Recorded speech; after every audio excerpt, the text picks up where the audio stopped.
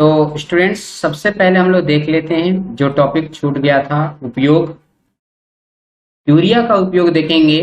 तो सबसे पहले हम देख सकते हैं कि यह निद्राकारी औषधि के रूप में बर्बिट्यूरेट का निर्माण करता है। और बच्चों, हम इसे खाद के रूप में, फर्टिलाइजर्स के रूप में भी यूज करते हैं। और ये फॉर्मल्डिहाइड के साथ रिएक्शन करता है तो प्लास्टिक का रूप लेता है। और सेमी कार्बेजाइड किसी भी मान लीजिए ये एमीन से रिएक्शन करता है हाइड्राजीन से, तो हाइड्राजीन से रिएक्शन करके ये बनाता है सेमी कार्बेजाइड यूरिया। ये 4 पॉइंट थे, आप लोग बेसिकली जानते हैं, इसको आप लोग एक बार देख सकते हैं। नेक्स्ट क्या है बच्चों? नेक्स्ट जो है वो बहुत इंपॉर्टेंट है, इसके बारे में हम लोग थोड़ा डिस्कस कर लेते हैं। Nitro compound. नाइट्रो कंपाउंड के बारे में आप लोग जानते हैं बच्चों, सभी स्टूडेंट्स जानते हैं नाइट्रो कंपाउंड क्या। तो नाइट्रो कंपाउंड बेसिकली होता क्या है? किसी भी एल्केन में एक हाइड्रोजन को हटाकर और वहां पर NO2 जुड़ जाए तो हम उसे क्या कहते हैं? नाइट्रो कंपाउंड कहते हैं, NO2 का जुड़। तो बच्चों आप देख सकते हैं एलिफेटिक या एरोमेटिक, दोनों में से कोई भी हो सकता है। एलिफेटिक हाइड्रोजन को भी हटाकर NO2 जुड़ सकता है, या एरोमेटिक हाइड्रोजन में से भी, एरोमेटिक कंपाउंड से भी हाइड्रोजन को हटाकर NO2 ग्रुप जुड़ सकता है, तो हम इसे नाइट्रो कंपाउंड कहते हैं। बच्चों जैसे एग्जाम्पल के तौर पर हम लोग क्या देख सकते हैं? एग्जाम्पल के तौर पर देख सकते हैं कि जैसे मैंने यहां पर ले लिया है मीथेन CH4। अब इसमें से एक हाइड्रोजन को आप हटा दीजिए, हाइड्रोजन मैंने हटा दिया और वहां पर NO2 जोड़ दीजिए, तो हम इसे क्या कहेंगे? हम कहेंगे इसे नाइट्रो कंपाउंड, नाइट्रो कंपाउंड कहा जाएगा। सेम टू सेम बच्चों, अगर मान लीजिए यहां पर बेंजीन है, बेंजीन है और बेंजीन से हमने एक हाइड्रोजन को हटा दिया और वहां पर NO2 ऐड कर दिया, तो हम इसे क्या कहेंगे? इसे कहेंगे नाइट्रोबेंजीन। क्या कहा जाएगा? नाइट्रोबेंजीन कहा जाएगा। जो नाइट्रो कंपाउंड होते हैं बच्चों, ये रेजोनेंस स्ट्रक्चर शो करते हैं। जैसे ये हो गया, इस ऑक्सीजन के साथ लोन पेयर ये कोवैलेंट बॉन्ड बनाता है और दूसरे ऑक्सीजन के साथ ये कोऑर्डिनेट बॉन्ड बनाता है। कोऑर्डिनेट बॉन्ड बनाने के कारण इस नाइट्रोजन पर प्लस चार्ज आता है और इस ऑक्सीजन पर माइनस चार्ज आता है। इसने अपना लोन पेयर इसके साथ दे दिया बच्चों, कोऑर्डिनेट बॉन्ड बना दिया। दूसरा तरीका क्या हो सकता है बच्चों? दूसरा तरीका हो सकता है कि ये नाइट्रोजन इस ऑक्सीजन के साथ क्या बना ले? कोवैलेंट बॉन्ड, और इस ऑक्सीजन के साथ बना ले कोऑर्डिनेट बॉन्ड। ऐसा भी तो हो सकता है, ये भी तो पॉसिबल है ना? तो आप देख सकते हैं बच्चों कि इस तरह भी स्ट्रक्चर हो सकता है, इस तरह भी स्ट्रक्चर हो सकता है। तो जो नाइट्रो कंपाउंड होते हैं, यह एक अनुनाद संरचना, रेजोनेंस स्ट्रक्चर बनाते हैं। रेजोनेंस स्ट्रक्चर, अनुनाद संरचना। और साथ में बच्चों ये पोलर भी होते हैं, मतलब द्विध्रुव आघूर्ण भी पाया जाता है। द्विध्रुव आघूर्ण, द्विध्रुव आघूर्ण को क्या बोलते हैं? डाइपोल मोमेंटम या डाइपोल मोमेंट। डाइपोल मोमेंट जिसमें पाया जाता है बच्चों, ये वाटर में सॉल्युबल होते हैं। तो 3 से लेके 4 dBi तक इसके डाइपोल मोमेंट पाए जाते हैं नाइट्रो में। नाइट्रोजन पर पॉजिटिव चार्ज और ऑक्सीजन पर नेगेटिव चार्ज होता है। ये बेसिकली इसका इंट्रोडक्शन है बच्चों। इसके नॉमेनक्लेचर्स क्या होते हैं, नामकरण क्या होते हैं? तो नॉमेनक्लेचर तो सबको मालूम है, इसके नॉमेनक्लेचर कैसे रखा जाता है। तो नाइट्रो कंपाउंड का जब हमें नॉमेनक्लेचर करना है तो हाइड्रोकार्बन को जनक श्रृंखला मानते हैं, पेरेंट चेन मानते हैं बच्चों। हम लोग पेरेंट चेन मानते हैं, ध्यान रखना है, पेरेंट चेन। और इससे पहले हम लोग क्या करते हैं? प्रीफिक्स के रूप में नाइट्रो का यूज करते हैं, प्रीफिक्स के रूप में। प्रोलग्न मतलब प्रीफिक्स, प्रीफिक्स के रूप में। अब एलिफेटिक नाइट्रो यौगिक की बात करें, कंपाउंड की बात करें, एलिफेटिक, अगर एलिफेटिक नाइट्रो कंपाउंड है कंपाउंड है, तो बात करें तो ये 3 टाइप्स के होते हैं। पहला होता है प्राइमरी यानी 1 डिग्री नाइट्रो कंपाउंड, दूसरा होता है सेकेंडरी 2 डिग्री नाइट्रो कंपाउंड, और तीसरा होता है बच्चों टर्सरी 3 डिग्री नाइट्रो कंपाउंड। तो अब इसको एग्जाम्पल के तौर पर देख लेते हैं बच्चों। जैसे कि मैं यहां पर बात कर रहा हूं, कोई एलिफेटिक ले रहा हूं। सपोज मैंने यहां पर ले लिया है CH3 और NO2। इसका नाम क्या होगा? तो इसका नाम रखते समय हम क्या करेंगे, ये जो नाइट्रो कहलाता है इसको पहले लिखेंगे। इसका IUPAC नेम क्या होगा बच्चों? इसका IUPAC नेम होगा नाइट्रो, और ये एक कार्बन है तो इसे बोलेंगे मीथेन, तो ये हो जाएगा नाइट्रो मीथेन। और ये किस प्रकार का है बच्चों? तो ये एक एलिफेटिक है, एलिफेटिक है। और एलिफेटिक कंपाउंड 3 टाइप के होते हैं, प्राइमरी 1 डिग्री 2 डिग्री और 3 डिग्री। तो ये कौन सा कहलाएगा बच्चों? 1 डिग्री कहलाएगा। इसे हम लोग क्या बोलेंगे? प्राइमरी नाइट्रो एल्केन बोलेंगे, primary nitro alkene. Next second बच्चों, तो सेकेंड आप देख सकते हैं CH3 CH2 CH2 NO2। इसका नाम क्या होगा बच्चों? तो हम इसे क्या कहेंगे? इसे कहेंगे बच्चों नाइट्रो नाइट्रो प्रोपेन। 3 कार्बन है तो क्या हो जाएगा बच्चों? प्रोपेन। और ये भी क्या कहलाएगा? ये भी कहलाएगा 1 डिग्री यानी प्राइमरी नाइट्रो एल्केन, ये भी कहलाएगा, क्योंकि ये भी 1 डिग्री कार्बन से जुड़ा है। इसे 1 डिग्री कार्बन कहते हैं ना, इस कार्बन को 1 डिग्री कार्बन कहते हैं। इससे जुड़ जाए तो हम इसे प्राइमरी नाइट्रो एल्केन कहें। नेक्स्ट एग्जाम्पल के तौर पर मैंने इसी को ऐसे लिख दिया, लो 3 कार्बन ही है, प्रोपेन ही है, ये भी प्रोपेन ही है, लेकिन नाइट्रो किस कार्बन से जुड़ा है? 2 डिग्री कार्बन से जुड़ा है। 2 डिग्री कार्बन से जुड़ने के कारण हम इसका नाम क्या रखेंगे बच्चों? इसका नाम रखेंगे 2 नाइट्रो प्रोपेन, 2 नाइट्रो प्रोपेन। और ये किस टाइप का? तो ये है बच्चों 2 डिग्री, इसीलिए हम इसे बोलेंगे सेकेंडरी नाइट्रो एल्केन। यह एक सेकेंडरी नाइट्रो एल्केन है बच्चों। थर्ड बात करें बच्चों, इस तरह हो सकता है CH3 CH2 NO2। इसका नाम क्या हो सकता है बच्चों? इसका नाम हो जाएगा नाइट्रो, और 4 कार्बन है तो हम क्या बोलेंगे इसे? ब्यूटेन। तो नाइट्रो ब्यूटेन। नाइट्रो ब्यूटेन में नाइट्रो किससे जुड़ा है बच्चों? 1 डिग्री कार्बन से जुड़ा है, इसलिए हम इसे क्या बोलेंगे? प्राइमरी नाइट्रो एल्केन कहेंगे। ऐसा भी तो हो सकता है बच्चों, इस तरह भी तो हो सकता है। ये भी तो 4 ही कार्बन है, 4 ही कार्बन है, लेकिन ये जो नाइट्रो जुड़ा है वो 3 डिग्री कार्बन से जुड़ा है, इसे हम 3 डिग्री कार्बन कहेंगे। 3 डिग्री, क्योंकि ये कार्बन 3 कार्बन से जुड़ा हुआ है, इसलिए हम इसे 3 डिग्री कार्बन कहेंगे। नॉर्मल ला सकते हैं बेटा, लेकिन ये IUPAC है ना, जो पर हम कहां भूल जाते हो बेटा, ठीक है? ये ध्यान रखो बेटा, नॉर्मल में हमें ऐसे IUPAC में नॉर्मल कहाँ वर्ड लाना है, हम लोग तो डायरेक्ट बोलना है कि यह प्रोपेन है बस। आपको और ज्यादा करना है तो 1 नाइट्रो प्रोपेन बोल दो, 1 नाइट्रो प्रोपेन, ऐसा भी कर सकते हैं आप लोग। इसका नाम लिखना है बच्चों, तो इसका नाम क्या लिखेंगे? इसका नाम हो जाएगा, अब ये नाइट्रो जुड़ा है 3 डिग्री कार्बन से, लेकिन पेरेंट चेन क्या बनेगा?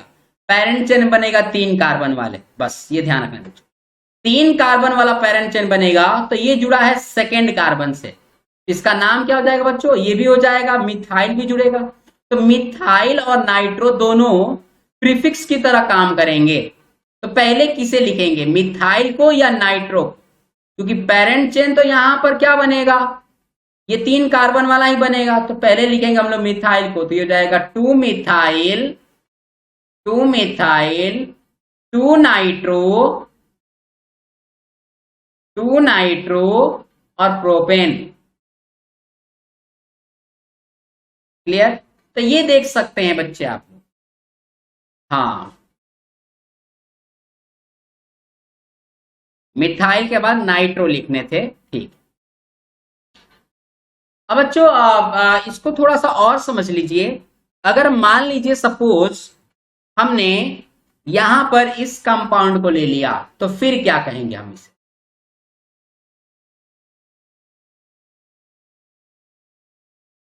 अब इसका नाम क्या होगा बच्चों? ये तो एलिफेटिक है नहीं, ये तो एरोमेटिक है। एरोमेटिक है, तो एरोमेटिक में इसका नाम क्या होगा?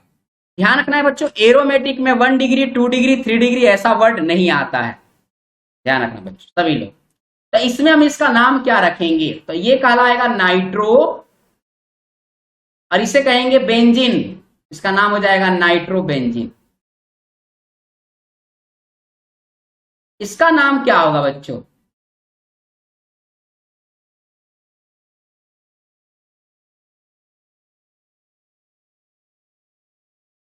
बच्चों ये दोनों कंपाउंड आप लोग को लैब में मिलेगा देखने को। नाइट्रो कंपाउंड में मिलेगा, थोड़ा सा लाइट येलो होता है, LIGHT लाइट येलो होता है, हल्का पीला कलर का होता है। और इससे जो स्मेल आते हैं वो कड़वे बादाम की तरह आते हैं, कड़वे बादाम की तरह। पहले बादाम लेना, और कड़वे बादाम जो हो खाने में आपको देखना बच्चों कैसा स्मेल आता है। ऐसे नहीं नॉर्मल लोगे तो कम आएगा, लेकिन कड़वा लोगे तो बच्चों उसमें प्रोटीन की थोड़ी स्मेल आती है कड़वे बादाम में। तो उसी तरह इसका स्मेल आएगा नाइट्रो। इसका नाम क्या होगा बच्चों? इसको हम लोग क्या बोल सकते हैं? इसको बोल सकते हैं 1,3 डाई नाइट्रो बेंजीन। लेकिन फेमस नाम क्या है बच्चों? इसका फेमस नाम बताइए। हाँ, ये बहुत बढ़िया, ये कॉमन नेम है, कॉमन नेम है मेटा डाई नाइट्रो बेंजीन। ये कॉमन नेम है बच्चों, ध्यान रखना, ये कॉमन नेम है और ये ज्यादा फेमस नाम है इसके रिस्पेक्ट में। इसके रिस्पेक्ट में ये ज्यादा फेमस है, ये कॉमन है मेटा डाइनाइट्रो बेंजीन। और ये IUPAC है 1,3 डाइनाइट्रो बेंजीन। क्लियर बच्चों? अब नेक्स्ट हम लोग देखेंगे, नेक्स्ट टॉपिक क्या है बच्चों? डायरेक्ट नेक्स्ट टॉपिक है preparation, how to prepare nitro compound. Nitro compound को कैसे प्रिपेयर किया जा सकता है? तो सबसे पहली आसान विधि क्या है बच्चों? सबसे आसान विधि है हाइड्रोकार्बन से। हाइड्रोकार्बन से नाइट्रो एल्केन को बनाना। बहुत कम है इसका प्रिपरेशन, विरचन बहुत कम है, बस 3 ही है बच्चों। 3 ही मेथड हम इसको प्रिपेयर कर सकते हैं। एक मेथड है हाइड्रोकार्बन, एक मेथड है एल्काइल हैलाइड, और एक मेथड है बच्चों एनिलीन से। बस ये 3 ही है, 3 ही हम लोग को स्टडी करने हैं, ध्यान रखना। तो पहला क्या है बच्चों? फर्स्ट है हाइड्रोकार्बन से।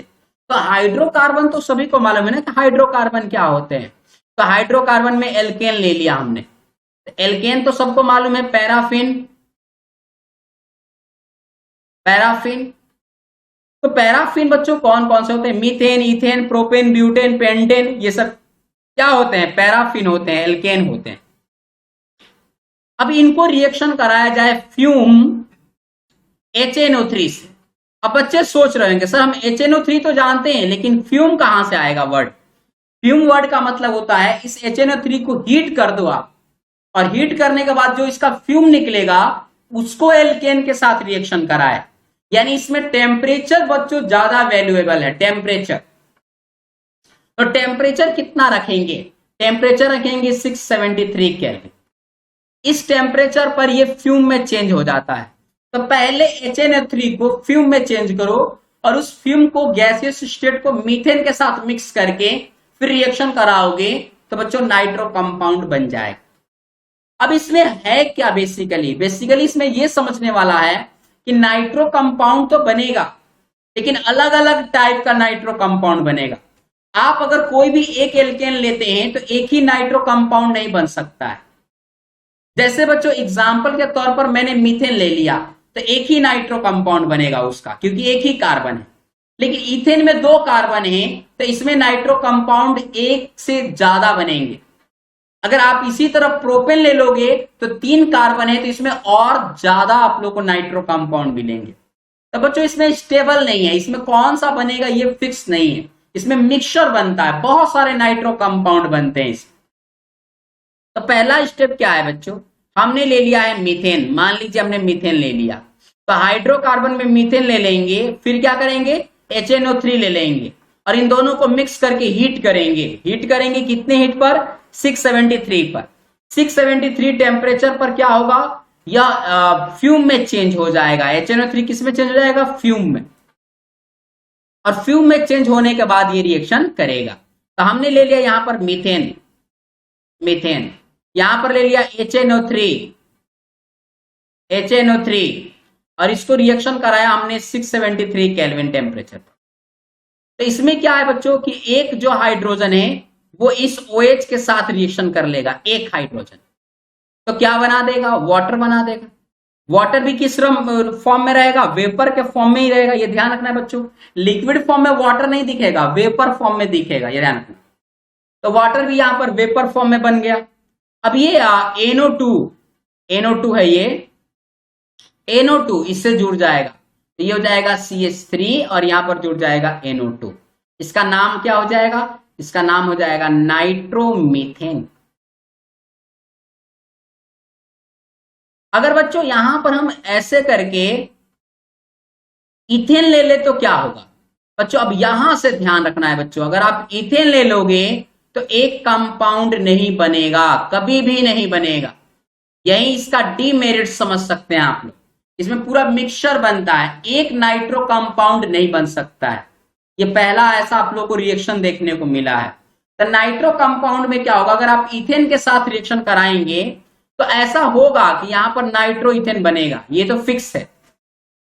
नाइट्रो इथेन तो बनेगा ही बनेगा, ये तो 100% फिक्स है। अब ये नाइट्रो इस कार्बन से भी जुड़ेगा, तो इस कार्बन से जुड़ेगा तो भी तो नाइट्रो कंपाउंड ही बनाएगा। अगर ये इससे जुड़े तो भी नाइट्रो कंपाउंड, इससे जुड़े तो भी नाइट्रो कंपाउंड, तो कोई प्रॉब्लम नहीं, नाइट्रो कंपाउंड ही बना। लेकिन होता क्या है बच्चों, यह नाइट्रो NO2 केवल अकेला एक कार्बन से भी रिएक्शन कर सकता है, मतलब कार्बन कार्बन बॉन्ड ब्रेक भी हो सकता है इसमें, ध्यान रखना। अगर कार्बन कार्बन बॉन्ड ब्रेक हो गया तो फिर यहां पर कंपाउंड क्या बन जाएगा बच्चों, फिर यहां पर कंपाउंड बन जाएगा नाइट्रोमीथेन। तो ये एक ऐसा रिएक्शन है जिसमें फिक्स नहीं है कि एक ही चीज बनेगा, इसमें दोनों चीज बनेगा। यहां पर बन गया नाइट्रो इथेन और इसमें दो कार्बन है तो एक कार्बन वाला भी बनेगा, और एक कार्बन वाला बनेगा तो इसे बोलेंगे हम लोग नाइट्रोमीथेन।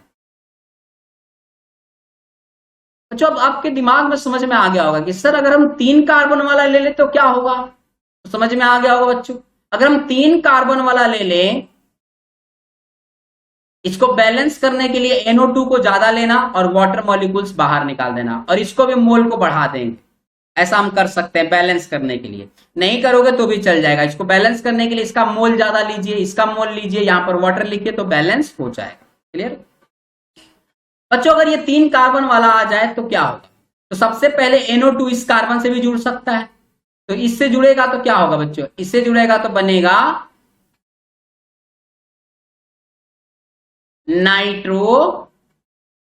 नाइट्रोप्रोपेन। अब इसे आप 1 नाइट्रोप्रोपेन भी लिख सकते हैं क्योंकि नाइट्रो फर्स्ट कार्बन से जुड़ा है। बच्चों यही नाइट्रो अगर इस कार्बन से जुड़े तो इसे क्या कहेंगे, नाइट्रोप्रोपेन ही कहेंगे। तो दोनों का मतलब तो एक ही होता है, तो फिर आप इससे जुड़ो या उससे जुड़ो, उससे कोई मतलब नहीं है, तो यही कंपाउंड बनेगा। क्या बच्चों ये इससे भी जुड़ सकता है इस कार्बन से, तो हाँ इससे भी जुड़ सकता है। इससे जुड़ेगा तो नया कंपाउंड बनाएगा, और वो नया कंपाउंड क्या होगा बच्चों, वो नया कंपाउंड होगा CH3 और NO2। इसका नाम क्या होगा बच्चों, इसका नाम हो जाएगा 2 नाइट्रोप्रोपेन।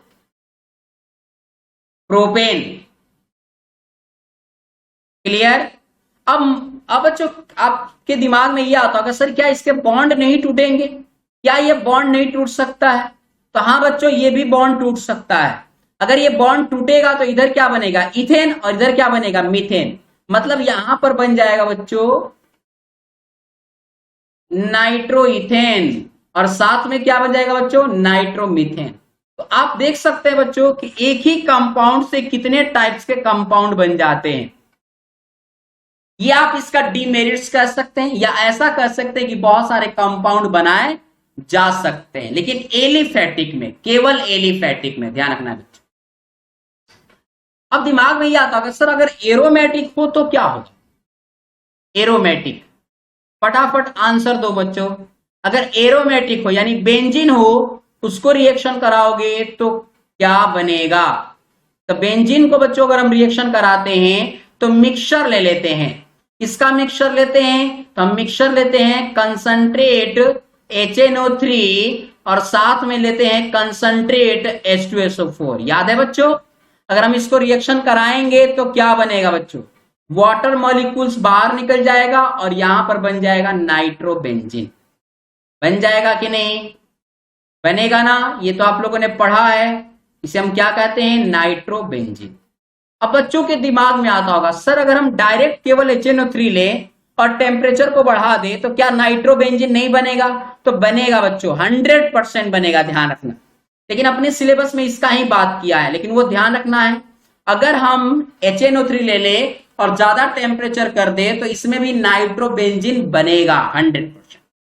तो ये आप देख सकते हैं। क्लियर? कोई प्रॉब्लम किसी को? अब बच्चों हम लोग देखने जा रहे हैं कि जो नाइट्रो कंपाउंड है, नाइट्रो कंपाउंड, ये तो मैंने बता दिया कि अगर आपको नाइट्रो बनाना है तो क्या करोगे? इन दोनों को मिक्स कर दोगे और बेंजीन के साथ रिएक्शन कराओगे तो नाइट्रेशन होगा, नाइट्रेशन, नाइट्रीकरण जिसे हिंदी में बोलते हैं, इंग्लिश में बोलते हैं नाइट्रेशन। NO2 का जुड़ना, और NO2 जुड़ेगा तो नाइट्रो कंपाउंड बनेगा। ये पहले से जानते हैं आप लोग। बच्चों इसका फटाफट कमेंट बॉक्स में बताइए कि एल्किल हैलाइड से कैसे बनाया जाएगा नाइट्रो कंपाउंड। फटाफट कमेंट बॉक्स में बताइए कि एल्किल हैलाइड से नाइट्रो कंपाउंड कैसे बनाया जाएगा। गुड, बहुत बढ़िया बच्चों, बहुत बढ़िया आंसर। हाँ बहुत बढ़िया आंसर। सॉरी, यहां पर देखो बच्चों, थोड़ा ध्यान देना, थोड़ा गलती है, इसको सही कर लेना। अच्छा तो आप लोग जानते हो कि हम यहां पर लेते हैं सिल्वर नाइट्राइड। बच्चों अगर पोटेशियम नाइट्राइड ले ले तो क्या बनेगा?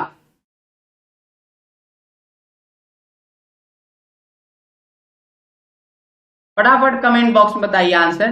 पोटेशियम नाइट्राइड को लेने पर क्या बनेगा? बहुत बढ़िया, गुड आंसर। तो बच्चों जब हम किसी भी एल्काइल हैलाइड को जब मिक्स करते हैं, एल्काइल हैलाइड को जब हम रिएक्शन कराते हैं सिल्वर नाइट्राइड के साथ एल्कोहलिक मीडियम में, तो क्या होता है? Ag के साथ यहां पर बन जाएगा AgX और ये बन जाएगा बच्चों RnO2। क्या बच्चों आप मुझे बताइए, क्या इसमें RONO ये भी बनेगा? एल्काइल नाइट्राइड बनेगा? एल्काइल नाइट्राइट बनेगा? बनेगा कि नहीं बनेगा? फटाफट आंसर बताइए। क्या ये एल्काइल नाइट्राइट बनेगा? बनेगा, लेकिन कितना अमाउंट में? मेजर अमाउंट में बनेगा कि माइनर अमाउंट में? ज्यादा अमाउंट में बनेगा कि कम अमाउंट में? माइनर में बनेगा। ये आप लोगों को मैं उस समय भी बताया था, याद है ना? ये माइनर बनता है, ये मेजर बनता है। तो आप इसे नहीं लिखोगे तो भी चल जाएगा, लेकिन नॉलेज होना चाहिए इसके बारे में, नॉलेज जरूर होना चाहिए कि माइनर बनता है। क्यों माइनर बनता है? क्वेश्चन कोई पूछ दे कि माइनर क्यों बनता है, तो क्या आंसर दोगे आप लोग? माइनर क्यों बनता है, क्या आंसर दोगे बच्चों? यहां एल्काइल नाइट्राइट माइनर होता है, कम निम्न उत्पाद होता है, ऐसा क्यों? वाई रीजन क्या है? स्टूडेंट्स जल्दी बोलो, इसे तो मैंने बताया है आप लोग को, हेलो एल्केन चैप्टर में बताया है कि जब भी हम एल्किल नाइट्राइट बनता है तो ये बहुत कम अमाउंट में बनता है। इसका रीजन क्या होता है? इसका रीजन होता है बच्चों कोवैलेंट बॉन्ड। इसमें कोवैलेंट बॉन्ड पाए जाने के कारण, कोवैलेंट बॉन्ड पाए जाने के कारण इसमें ऑक्सीजन और नाइट्रोजन दोनों अटैक करते हैं। तो देखो बच्चों, मैं आप लोगों को एक पल के लिए समझा देता हूं। जैसे मैंने ले लिया यहां पर AgO single bond N double bond O, यहां पर ले लिया लोन पेयर, ये भी यहां पर ले लिया, यहां पर ले लिया और यहां ले लिया। तो देखो बच्चों, ये है सिल्वर नाइट्राइट, सिल्वर नाइट्राइट। अब इसमें हम क्या देख रहे हैं, इसमें देख क्या रहे हैं हम लोग सिल्वर नाइट्राइट में? सिल्वर नाइट्राइट में ये देख रहे हैं कि ये नाइट्रोजन के पास भी लोन पेयर है और ऑक्सीजन के पास भी लोन पेयर है, तो ये दोनों तो डोनेट कर सकते हैं, कर सकते हैं कि नहीं? तो हम देख सकते हैं कि यहां पर एक ऐसा ये कंपाउंड है जिस कंपाउंड के अंदर ऑक्सीजन भी लोन पेयर डोनेट कर सकता है। यानी इस तरह देखा जाए तो ऑक्सीजन भी लोन पेयर डोनेट कर सकता है, ऑक्सीजन भी लोन पेयर एल्काइल को डोनेट कर सकता है। जबकि ये भी देखा गया है बच्चों कि नाइट्रोजन भी डोनेट कर सकता है।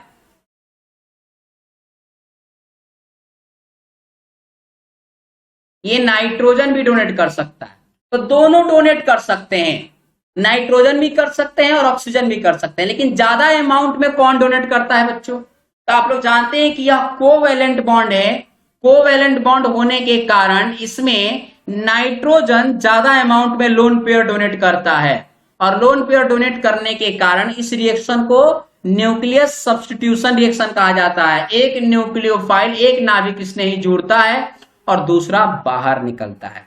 ये मैंने आप लोगों को हेलो एल्केन में भी हम लोगों ने टॉपिक को बात किया था।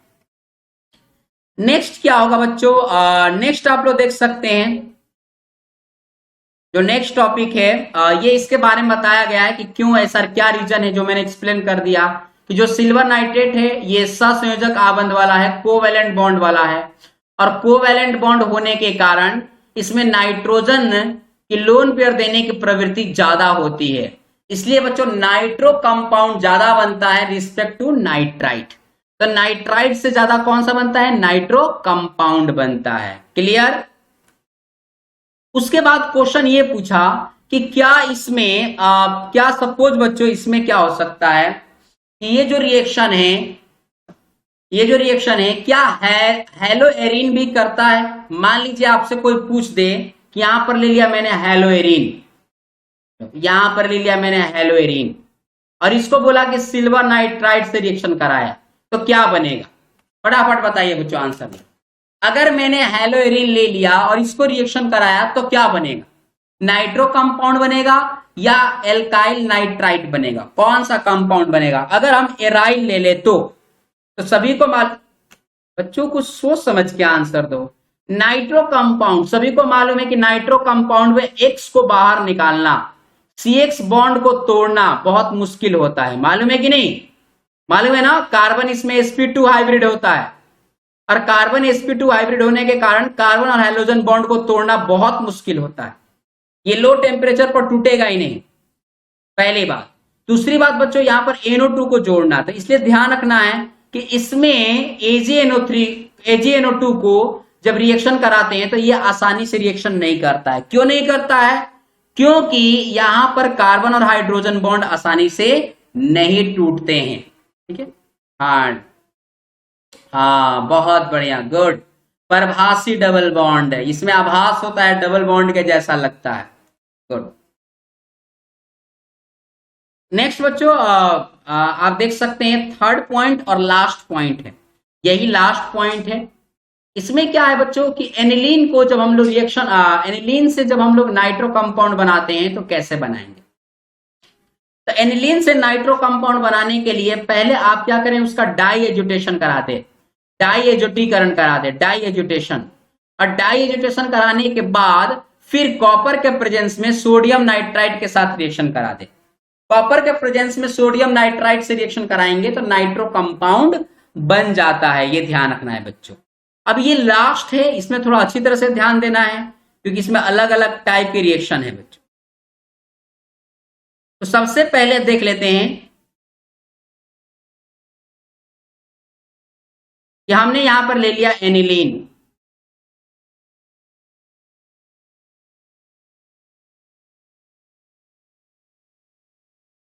इसको क्या करा रहे हैं रिएक्शन बच्चों? डाई एजुटीकरण करा रहे हैं, डाई एजुटेशन।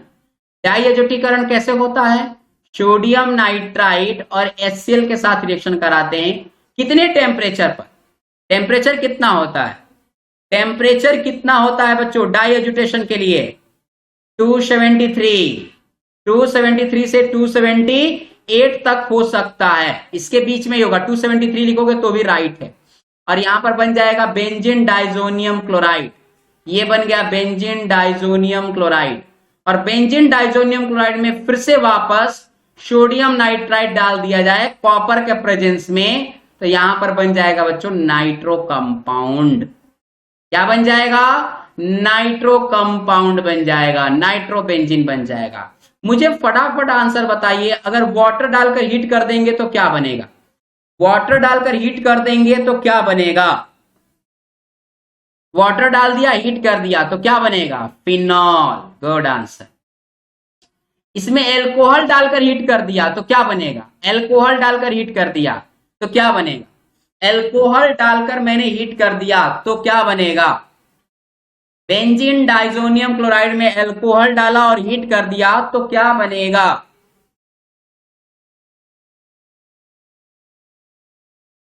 भूल गए बच्चों आप लोग? इसलिए बोलता हूं कि आप लोग क्यूज में सभी लोग पार्टिसिपेट किया करो। ये क्वेश्चन आया हुआ था, बेंजीन बनता है, बेंजीन बनता है, ईथर नहीं बेंजीन बनता है। ध्यान दिया करो पढ़ाई पर। अगर हम इसको रिएक्शन करा दे HCN से तो क्या बनेगा, या CuCN से करा दे तो क्या बनेगा? HCl के प्रेजेंस में CuCN से करेंगे तो क्या बनेगा? बेंजीन डाइजोनियम क्लोराइड को CuCN से रिएक्शन करा दे तो क्या बनेगा?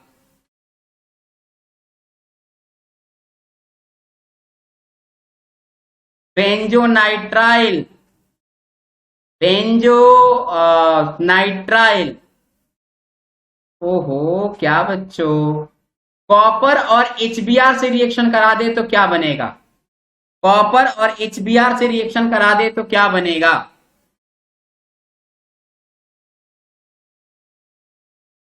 ब्रोमोहेक्सेन, ब्रोमोबेंजीन। और ब्रोमोबेंजीन, ये रिएक्शन का नाम क्या है? इस रिएक्शन का नाम क्या है?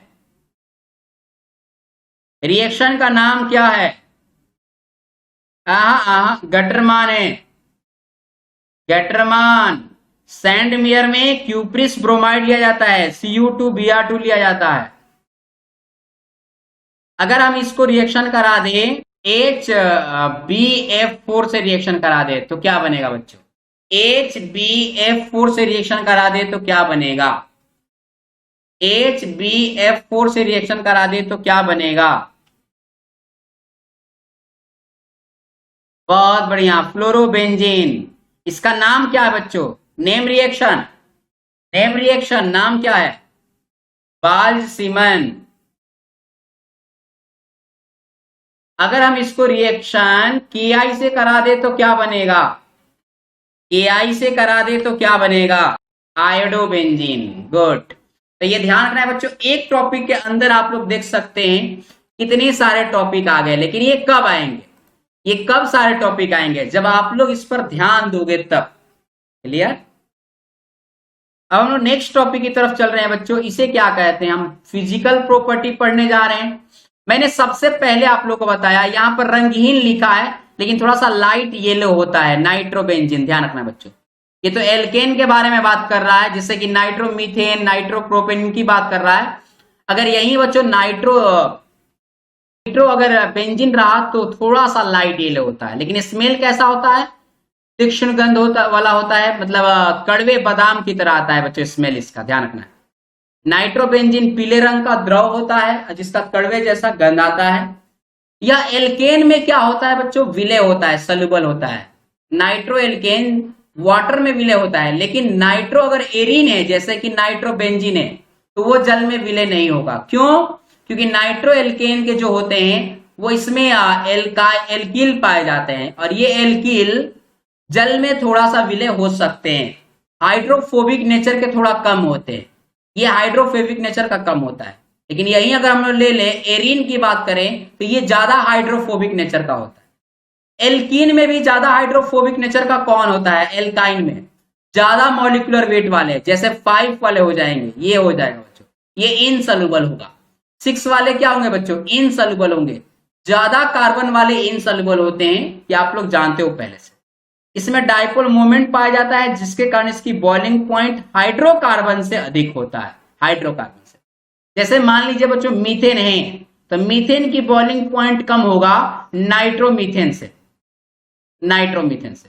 इसकी बॉइलिंग पॉइंट ज्यादा होगी और इसकी कम होगी। क्लियर बच्चों? तो आज हम लोग क्लास को यहीं पर स्टॉप करते हैं। नेक्स्ट हम लोग इसके टॉपिक को नेक्स्ट वीडियो